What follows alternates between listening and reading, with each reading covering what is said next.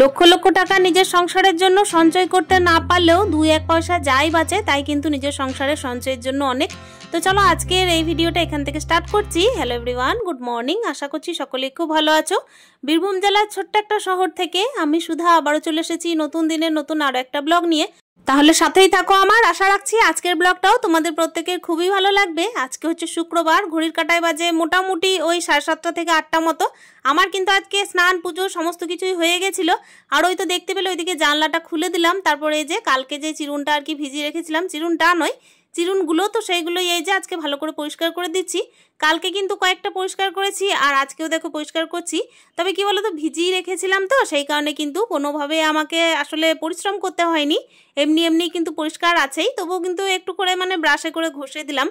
এই সমস্ত কাজ করার পর আমি আর ছেলে দুজন মিলে টিফিন করে নেব। তো ছেলেকে একটুখানি চিড়ে খাইয়েছিলাম আর আমি একটু মুড়ি খেয়েছিলাম।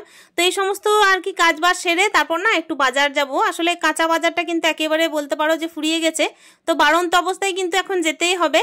তো এইদিকে কথা বলতে বলতে দেখো চিরুনগুলো কিন্তু খুব সুন্দর করে পরিষ্কার করা হয়ে গেল। আর হ্যাঁ, এর মাঝে কিন্তু আমাকে ওই যে বললাম বাজার যেতে হবে, তো মুড়ি টুড়ি খেয়ে কিন্তু বাজারে ছুট দেবো। তবে ভাতটা কিন্তু আমি বসিয়ে তারপর ছুট দেবো। চলো এইদিকে চিরুন পরিষ্কার করে আমি কিন্তু মাঝে বাজার থেকে একদম চলে এসেছিলাম। আর চলে এসেই কিন্তু এই যে দেখতেই পাচ্ছ আমি ভাতটা ডালটা ওই যে বললাম বসিয়ে গেছিলাম। তো ডালটা কিন্তু ইতিমধ্যে ফোড়ন দিয়ে দিয়েছি আর ভাতটা কিন্তু ওটা হতেই থাকছে। আমাদের এখানে বাজারটা আসলে খুব কাছেই।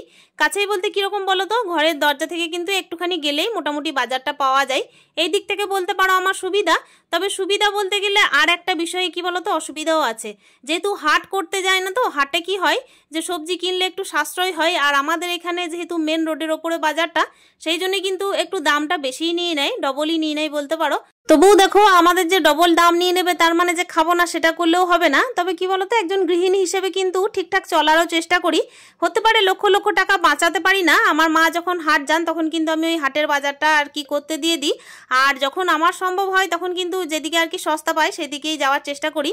আর আমাদের এখানে যেহেতু মেন রোডের ওপরে বাজার, সেহেতু একটুখানি দাম তো নেবেই, বুঝতেই পারছো। দেখো কথা বলতে বলতে এইদিকে না এই যে লাউ শাক আলু বেগুন দিয়ে আমি চাপিয়ে দিলাম সর্ষে ফোড়ন দিয়ে। আর ওদিকে ভাতটা হচ্ছে। আজকে তো হচ্ছে শুক্রবার, আমার বাবার বাড়ি থেকে কিন্তু তরকারি আসবে, তাই কিন্তু হিউজ পরিমাণে রান্না করে আমি আপাতত কি বলতো গ্যাসও নষ্ট করব না। আর তার সঙ্গে হচ্ছে যখন দেখবে মাংস টাংস থাকে না, তখন কিন্তু আর বিশেষ কিছু তরকারি দরকার লাগে না। সেই কারণে চেষ্টা করলাম যে আজকে মোটামুটি ওই 2 তরকারি থাকবে। তারপর তো ওই বাড়ি থেকে আর কি চিকেন আসবেই আসবে। আর এখন দেখতেই পাচ্ছ ওইদিকে কিন্তু আরও একটা সবজি আমি চাপিয়ে নেব। ওইদিকে তো দেখতেই পেলে ডালটা আর একটা শাক, আপাতত এই দুটো জিনিস হয়ে গেল। আর এই যে সবজি বলতে কি বলতো, কাঁকরোল আলু আর পেঁয়াজ দিয়ে একটুখানি ভাজা করব। আর এই ভাজাটা যে চাপাচ্ছি না, এটা কিন্তু ফার্স্ট টাইম খাচ্ছি, মানে কাঁকরোলটা কিন্তু এইরকম আর কি সিজনে প্রথম খেলাম। তো চলো আমার রান্না কিন্তু বলতে গেলে অল ডান।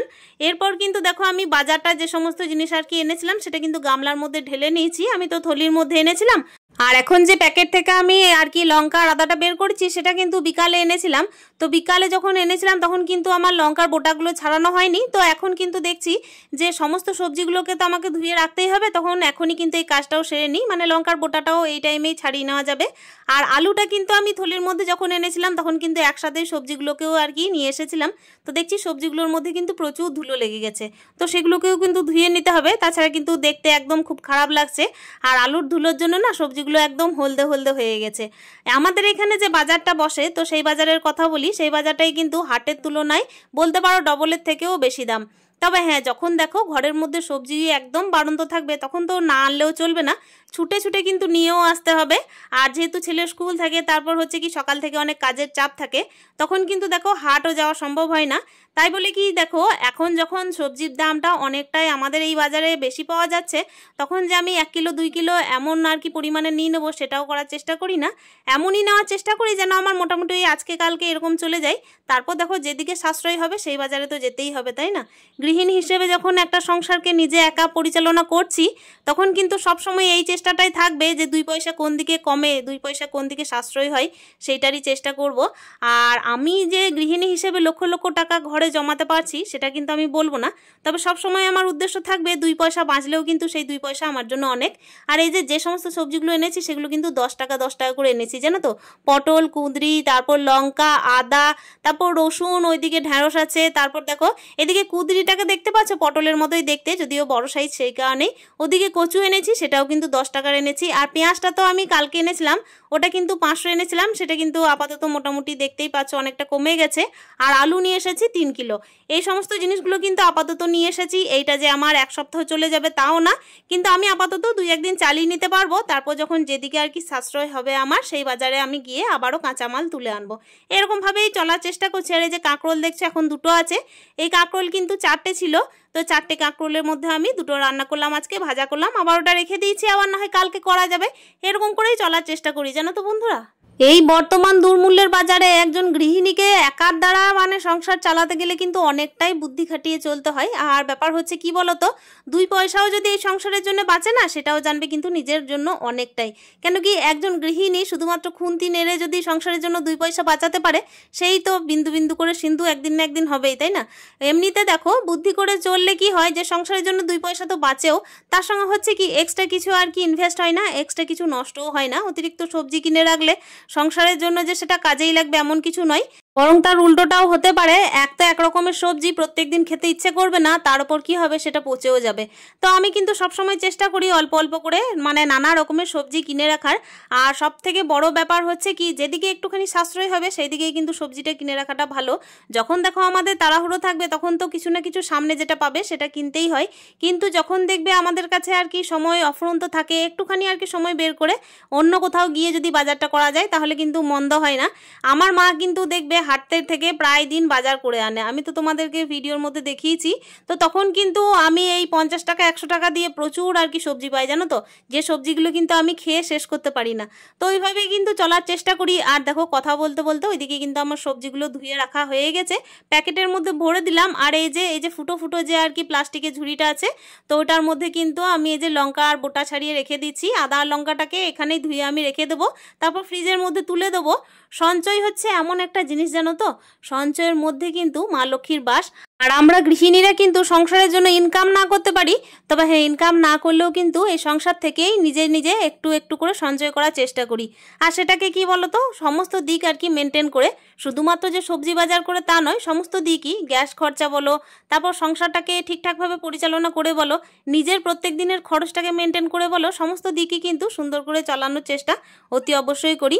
কথা বলতে বলতে দেখতেই পাচ্ছ, ওইদিকে কিন্তু সবজির ঝুড়িতে একদম কিন্তু ভরে দিয়েছি, ফ্রিজে তুলে দেবো এবার। আর ওই যে ওইদিকে দেখতেই পেলে কাঁচা লঙ্কা আর আদা, ওইটাকেও আমি কিন্তু ফ্রিজের মধ্যে তুলে দিলাম। আজকে তো বললামই রান্নাবান্নার কিন্তু অনেকটাই চাপ কম, তো ওইদিকে ফ্রিজের মধ্যে সমস্ত কিছু ভরে দেওয়ার পর ওই যে দেখলে ঝুড়িটার মধ্যে কিন্তু আলু, পেঁয়াজ আর রসুনটা শুধুমাত্র রেখেছি। আর টেবিলটা যেহেতু প্রচন্ড পরিমাণে নোংরা হয়ে গেছিল, আর সবজির মধ্যে তো ধুলো ছিলই, সেই কারণে টেবিলটাকে সুন্দর করে পরিষ্কার করে দিলাম। এদিকে তো টেবিলটা পরিষ্কার করার পরে আমার বাবা কিন্তু চিকেনটা দিয়ে গেছিল, তো আমি কিন্তু ছেলেকে নিয়ে একদম খেতে বসে যাব। দুপুর টাইমে তো বললাম কি কি রান্না করেছি, তো চলো খাওয়া দাওয়াটা সেরে নেওয়া যাক। এর মাঝেই কিন্তু বলে রাখি, সংসার জীবনে দেখবে আমরা গৃহিণীরা 2 পয়সা রোজগার হয়তো করতে পারি না, তবে 2 পয়সা বাঁচানোর কিন্তু আপ্রাণ চেষ্টা করি, সব দিনই চেষ্টা করি। রোজগারটা দেখো আমাদের নয়, আমাদের হাজবেন্ডের, তবুও কিন্তু যেন মনে হয় এর সঙ্গে কিন্তু আত্মা জুড়ে আছে। কেন কি একটা পয়সা যদি বাঁচানো যায় না, তাহলে কিন্তু মনে হয় অনেক। লক্ষ লক্ষ টাকা আমাদের ইনকাম করা কিংবা হচ্ছে সঞ্চয় করা, তা তো আমাদের পক্ষে সম্ভব নয়, তবে হ্যাঁ, 2-1 পয়সা যাই বাঁচে সেটাই কিন্তু আমাদের জন্য অনেক। তো চলো, এই কথা বলতে বলতে দেখতেই পাচ্ছ দুপুরের লাঞ্চ থালিটা রেডি করে ফেলেছি। এদিকে আছে আলু আর কাঁকরোল ভাজা, ডাল আর লাউ শাকের তরকারি আর চিকেন। এই ছিল আজকে দুপুরের লাঞ্চের মেনু। তো চলো, খাওয়া দাওয়া করার পরে একটুখানি রেস্ট করেছিলাম, তারপরে এই যে দেখতেই পাচ্ছ একদম কিন্তু ফ্রিজের মধ্যে সবকিছু খাবার দাবার তুলে গ্যাস ওভেনটা একদম সুন্দর করে পরিষ্কার করে নিয়েছি। সংসার করতে করতে অনেক কিছুই অভিজ্ঞতা জন্মে গেছে, তবে হ্যাঁ, এই অভিজ্ঞতা কিন্তু জন্মেছে নিজে থেকেই, জানো তো, কেউ কিন্তু শিখিয়ে দেয়নি যে 2 পয়সা কি করে বাঁচাতে হয়। অতি অবশ্যই কিন্তু সংসারের জন্য মায়াটা হচ্ছে মেন। কেন কি লক্ষ লক্ষ টাকা আমরা সংসারের জন্য ইনকাম করতে পারবো, এটা হয়তো আমাদের হাতে নেই, তবে হ্যাঁ, অতি অবশ্যই একটা জিনিস হাতে আছে কি, যে সংসার খরচ থেকে কিন্তু 2 পয়সা যেন ঠিকঠাক করে বাঁচাতে পারি। এই তো এইভাবেই কিন্তু প্রত্যেকদিন চলার চেষ্টা করছি। তো চলো, গ্যাস ওভেনটা মুছে একেবারে কিন্তু বিকাল টাইমে এই যে কাপড়গুলোকে তুলতে চলে এসেছি। আর আজকের ভিডিওটাও এখানে শেষ করব। আশা করছি আজকের ভিডিওটা তোমাদের প্রত্যেকের খুবই ভালো লেগেছে। ভালো লাগলে একটা মূল্যবান কমেন্টে জানানোর চেষ্টা করো। দেখা করছি নেক্সট ব্লগে। প্রত্যেকে ভালো থেকো, সুস্থ থেকো।